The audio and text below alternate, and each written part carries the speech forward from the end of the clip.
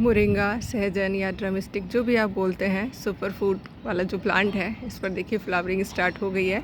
देखते हैं कितनी फलियां बनती हैं। हालांकि इसके फूलों की भी सब्ज़ी बनाई जाती है, बट मैंने कभी खाई नहीं है क्योंकि मैं तो इसके पत्ते भी नहीं खाती थी कभी। लेकिन पिछले 2-3 सालों से जब से इसका पौधा उगाया है तो इसके पत्तों को ज़रूर हम कंज्यूम कर रहे हैं, फलियों को कर रहे हैं। पिछले 2 साल में मैंने जितनी भी फलियाँ बनाई हैं उन सब के बीज शेयर किए हैं सब लोगों के साथ में, क्योंकि ये मीठा वाला है। मतलब इसके पत्तों को खाते हैं ना तो नॉर्मली हम डेली सलाद की तरह खा सकते हैं। तो ये मीठा वाला है। इस टाइम पर आपको सभी जगह पर इसके फूल खिले हुए नज़र आएंगे। मैं प्रयागराज जब गई थी ना तो रास्ते में इसके पौधे लदे हुए थे फूलों से। काफ़ी देर तक तो समझ ही नहीं आया क्योंकि शाम थी। फिर कहीं पर हमारी जब गाड़ी रुकी और पास में एक पेड़ था तब समझ आया कि ये सारे के सारे मोरिंगा या सहजन के फूलों से भरे हुए हैं। तो कुछ उगाओ या मत उगाओ, इस पौधे को ज़रूर गार्डन में जगह दीजिएगा। बहुत ही आसानी से कटिंग से हो जाएगा और बीज से भी हो जाएगा। और ये देखिए मेरे 12 इंच की ग्रो बैग में उगा हुआ है, जो कि देखिए पूरा एक पेड़ की तरह बना हुआ है। इस बार बारिश में ऐसे इसकी रूट्स को कट करके छोटा करूँगी क्योंकि ये बिल्कुल ही बहुत ही बड़ा पेड़ हो गया है। देखते हैं अब इस पर कितनी फलियाँ बनती हैं। फूल तो देखिए ये भी इस पर भी बहुत अच्छे से आ रहे हैं।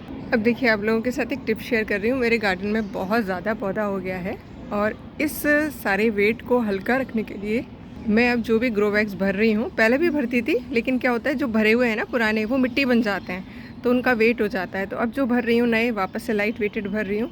काफ़ी सारे लोगों की क्वेरी है कि मैम आप जो सब्जियों वाले कंटेनर हैं उनको कैसे फिल करती हैं।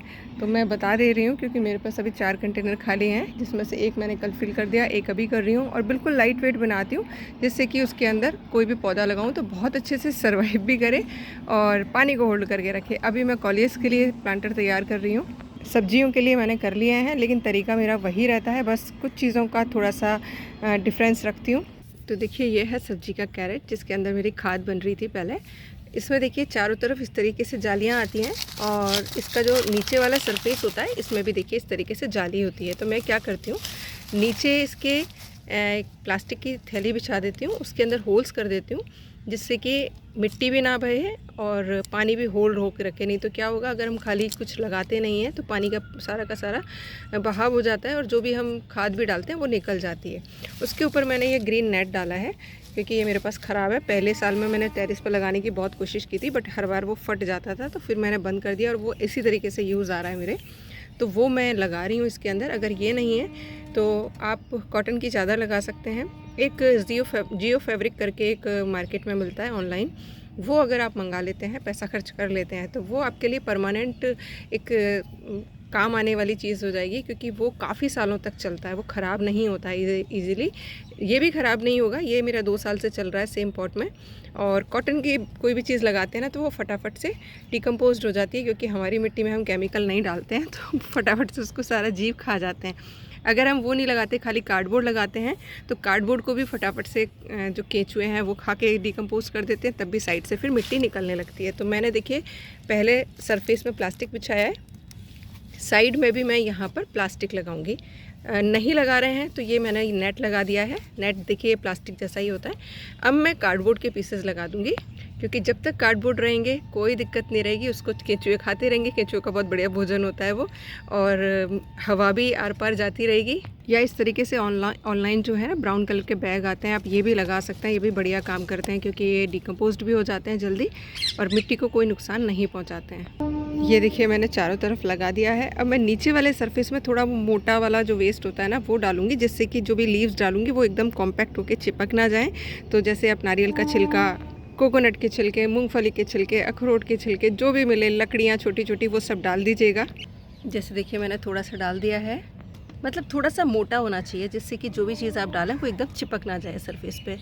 उसके बाद जो भी गार्डन में से वेस्ट निकला है वो डाल दीजिए। और अगर आपके पास डिकम्पोज्ड, हाफ डिकम्पोज्ड पत्तियां हैं जैसे मैं लेकर आई हूँ कल पार्क से, तो आप देख रहे हैं ये जो बिल्कुल ब्राउन है ना, ये बिल्कुल डिकम्पोज्ड हो चुकी हैं। ये पिछले कई महीनों से पड़ी हुई थी पेड़ों के नीचे, तो ये बिल्कुल डिकम्पोज्ड हो चुकी हैं, बिल्कुल हीट इनकी निकल चुकी है। तो मैं ये भरूँगी, ये मैंने हाफ भर दिया है।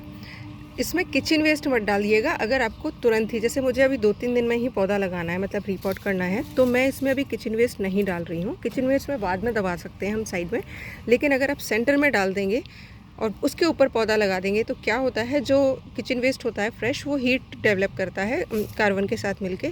तो कई बार पौधे जो हैं उस हीट को नहीं झेल पाते हैं और ख़राब हो जाते हैं। तो बाद में जब हम पौधा लगा देंगे तो साइड साइड में कॉर्नर्स में हम दबा सकते हैं कोई भी पील वगैरह, लेकिन सेंटर में नहीं डालूंगी क्योंकि मुझे पिछले आगे आने वाले 10-15 दिन में सारे पौधों की रिपोर्टिंग कर देनी है। तो मैं किचन वेस्ट इसमें डाल नहीं रही हूँ, सिर्फ ये जो ड्राई मटेरियल है ये डाल रही हूँ, जिसमें से 90% जो है डिकम्पोज्ड हुआ है। ये आपको साबुत साबुत दिख रहा है, लेकिन अगर इसे क्रश करेंगे तो ये बिल्कुल चूरा बन जाएगा। तो इसमें जो जितना भी ये डार्क ब्राउन है ना, ये सब डिकम्पोज्ड हुआ है। और इसके अंदर से मैंने जो ये खाद मिली हुई मिट्टी निकाली है, देखिए ये बिल्कुल डिकम्पोज्ड हो चुकी है। तो ये मैं डालूँगी और लास्ट में सिर्फ 2-3 इंच लेयर डालूंगी मैं मिट्टी की, जो मैं एकदम पोरस मिट्टी बनाती हूँ अपनी पत्तियों की खाद और किचन वेस्ट वाली खाद मिलाकर। उसमें मैं ये सारे कॉलियस लगाती हूँ। यकीन मानिए ये इतना ज़बरदस्त फैलेगा कि आप काटते काटते परेशान हो जाएंगे। और साथ में एक गेंदे का या जाफरी का पौधा लगा दीजिएगा। अगर आपके नीमाटोड का प्रॉब्लम आता हो, मेरे यहाँ पर आता है, तो मैं गेंदे जाफरी मैंने जगह जगह लगाए हुए हैं पौधे, नहीं तो मैं फूल भी डालती रहती हूँ। और आपके यहाँ नहीं है नीमाटोड का प्रॉब्लम तो आप वैसे भी लगा सकते हैं। इस पौधे को लगाने का ये बेस्ट तरीका है जो मैंने शेयर किया है। जिस तरीक़ों को मैंने शेयर किया है इसमें आप हर तरीके का पौधा लगा सकते हैं।